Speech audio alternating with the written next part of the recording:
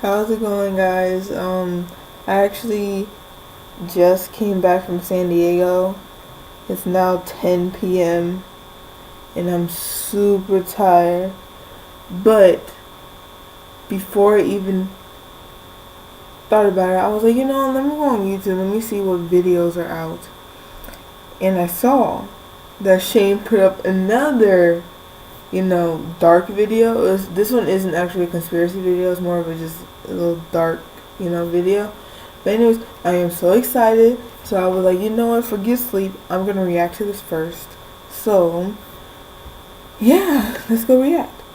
Hey, what's up you guys? Yes, today is another one of our darker videos, and we are going to be talking about plane crashes. Now, because of my book tour, I've been on a lot of planes lately, and flying is probably one of my biggest fears. I mean, can you blame me? The thought of being cramped into this fucking metal object in the sky, hurling through the clouds. At any moment, it could just explode and come crashing to the ground. And what are the chances of surviving that? Probably zero. Well, that led me down a really dark hole on the internet where I started looking up facts about plane crashes, videos of planes crashing. I even watched an entire documentary called How to Survive a Plane Crash, which, by the way, was great. It's on YouTube. This is not sponsored. It's really fucking cool. I'll put the link down in the description if you want to check it out. And I learned a lot of stuff, so today I'm going to break down what I learned about plane crashes. First, we're going to be talking about the emergency door. So if you've ever been on a plane and you've been looking around, you probably noticed that on each side there are two emergency doors. And there was to go to the second inauguration of Obama. If somebody just decided to open it. Well, if you from LA to none of them good. Now, if somebody were to open up that door during the flight, from LA to DC. Pretty much everyone's sitting in that area. And if you're not sucked out of the plane, you're probably not going to survive, because the air that would fill the plane would be freezing cold because of the altitude. You would practically turn to ice, and then the hole where the door was would start to get bigger and bigger and bigger, and eventually the entire plane would just whoosh, break apart. So if you're ever on a plane and you're thinking about trying to unlatch that emergency door, fucking don't. The second thing I learned is that planes usually don't crash while they're like mid-flight. If a plane's gonna crash, it's usually gonna happen the first 3 minutes during the takeoff or the last 8 minutes before it lands. Supposedly 80% of plane crashes happen during those 11 minutes. And some of the deadliest plane crashes in history have happened on takeoff. Here's a video clip I found of a plane crashing before it even really took off. Check it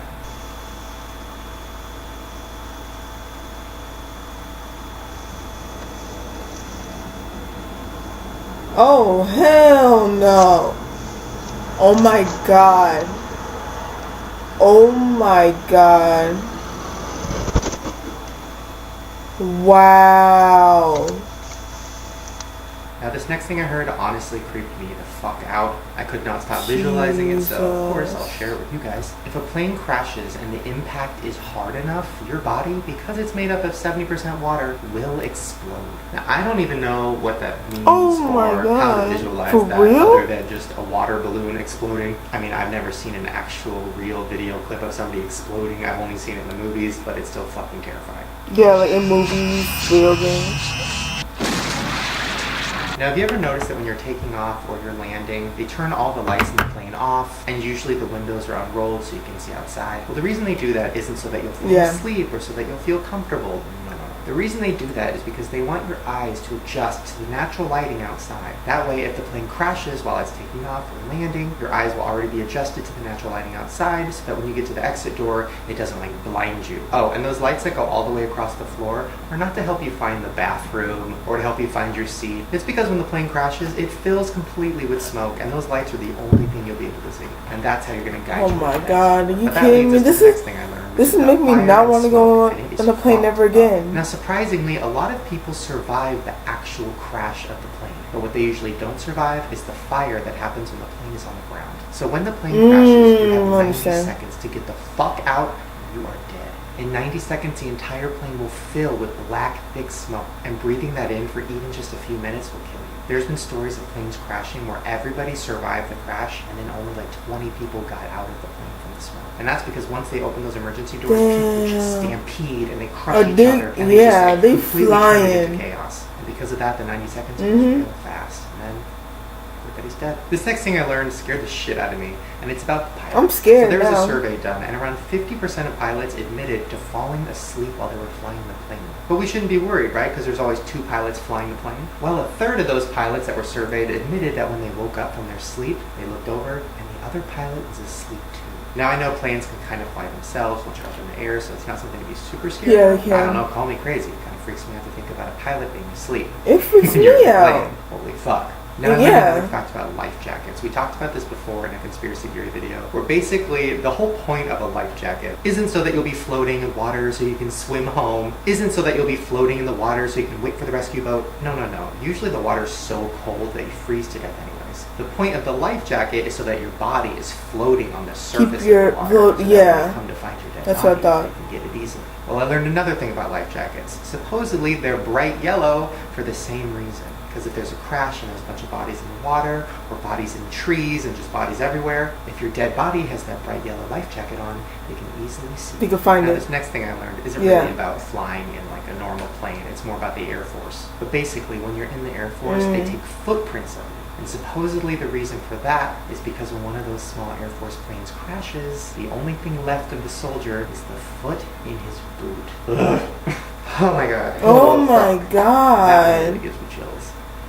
I also learned a few things about seatbelts. Now, one of them is exciting. Supposedly, if you have one of those thick seatbelts, that means there's an airbag inside of it, which means it will actually explode on impact and hopefully protect you. And that's great. That'll keep you from smashing your head against the seat in front of you. That'll keep you from like flailing your limbs around. So if you're ever on a plane and you notice that your seatbelt is really thick and extra big, you should be very grateful. But then you have the other seatbelts, which are pretty standard and normal, and they only go across your waist. Well, one thing that's scary about that is that in some plane crashes, it has been shown that some people get chopped in half by their seatbelt. If the impact is strong enough, in the half? person will fly forward and disconnect. Oh, I But if understand. the impact is strong enough anyways, everybody's going to die. So whether you have a seatbelt on or not, you're still going to be fucking dead. But just the thought of, oh, that is just terrifying. Okay, so on a plus side, now we are going to talk about ways that you can Creepy, survive man. a plane crash. Now, I watched that documentary. I looked up a lot of different lists and facts and a lot of different videos, and I compiled together some of the tips that I think are the most useful. Number 1, book a seat that is within 5 rows of the exit door.